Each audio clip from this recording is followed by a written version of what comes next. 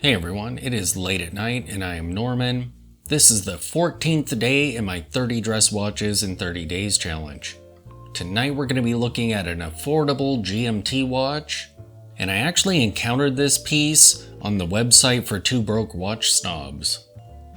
I haven't listened to those guys in a while. I really should.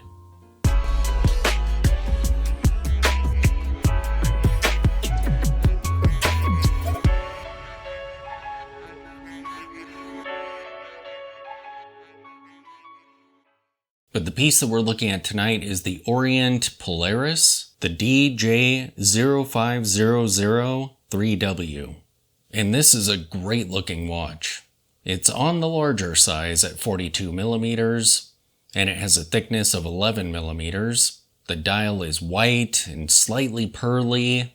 It's textured in the center of the dial and smooth where the hour markers are. Below the 12 o'clock is a power reserve indicator. The GMT hand is great. It has a hollow diamond at the end of the hand. And what's interesting is the 24-hour markers are actually printed in the rehaut. So you can see them there around the edge of the dial, angling up toward the crystal.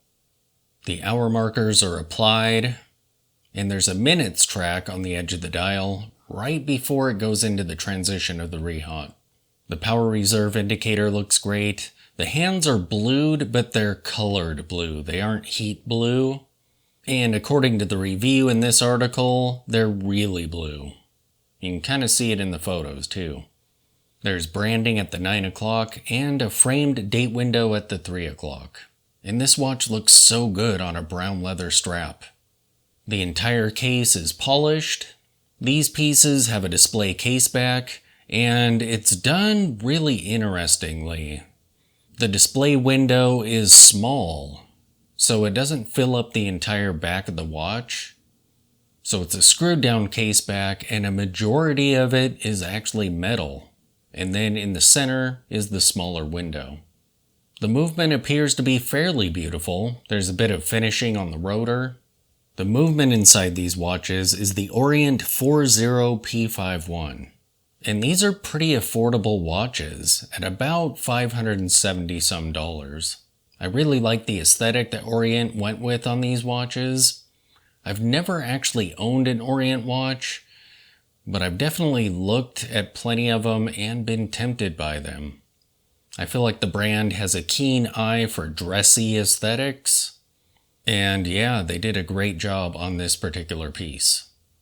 And according to the review, they don't wear quite as large as they are on paper. And this one isn't overly thick when you see it in person.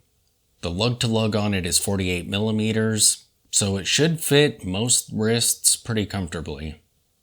Now that I think about it, I actually have owned an Orient. And I ended up gifting it to my son. I'll have to look in his drawer. It's been a couple years now. But yeah, GMT watches are pretty cool, and this one is just beautiful and affordable. Thanks for watching.